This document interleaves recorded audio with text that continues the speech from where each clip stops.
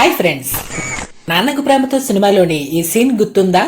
ఈ నేచర్ లో ఎక్కడో జరిగిన ఒక మూమెంట్ ఇంకెక్కడో జరగాల్సిన ఒక మూమెంట్ ని డిసైడ్ చేస్తుంది.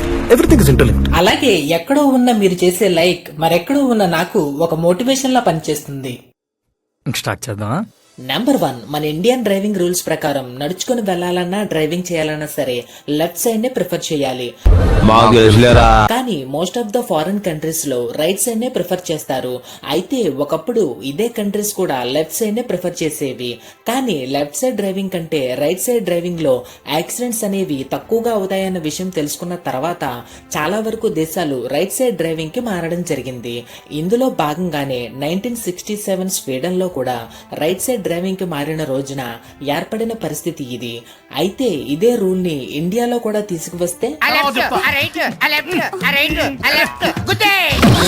నెంబర్ 2, ఈ ఫోటో చూడగానే ఇదేదో ఆర్టీసీ బస్ లా అనిపిస్తుంది కదా, కానీ ఇది ఒక ఫ్లైట్ కి సంబంధించిన ఫోటో. యాక్చువల్ గా మనకి ఫ్లైట్ జర్నీ అనగానే బిజినెస్ క్లాస్, ఎకనామిక్ క్లాస్, అలాగే ఒక మంచి అంబియన్స్ లో అందమైన ఎయిర్ హోస్టెస్ గుర్తుకు వస్తారు. చాలా సెకలు ఉన్నారు నీలో. కానీ ఇనిషియల్ గా 1920s లో ఫ్లైట్స్ అనేవి స్టార్ట్ అయినప్పుడు వాటిలో ఫెసిలిటీస్, సేఫ్టీ ఫీచర్స్ అనేవి చాలా తక్కువగా ఉండేవి. అయితే దీని కారణంగా ఏదైనా యాక్సిడెంట్స్ జరిగినప్పుడు ఎక్కువ మంది చనిపోవడం జరిగేది.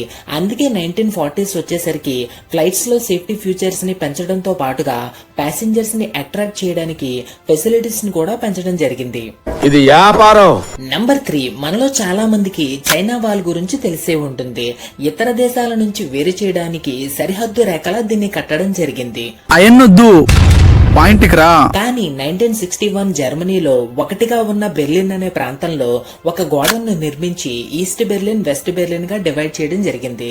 అలా డివైడ్ చేసిన తర్వాత ఒక ప్రాంతంలోని ప్రజలు మరొక ప్రాంతానికి వెళ్లకుండా స్ట్రిక్ట్ రూల్స్ ని అమలు చేసేవారు. ఈవెన్ ఆ పక్క ప్రాంతంలో ఉన్న మనవళ్ళు, మనవరాలను చూడాలన్నా ఇలా గోడ దగ్గర కుర్చీ ఎక్కి చూపించాల్సిన పరిస్థితి.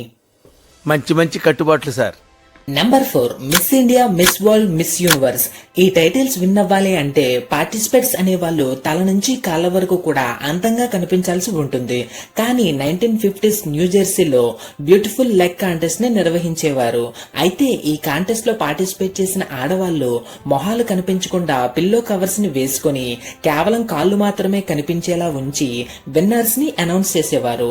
అయితే వాళ్ళు విన్ అయిన తర్వాత కూడా వాళ్ళ ఫేసెస్ ని ఎవరికీ చూపించేవారు కాదు. మేబీ వాళ్ళ ఫేస్ ని చూపిస్తే జరిగేది ఇదేనేమో.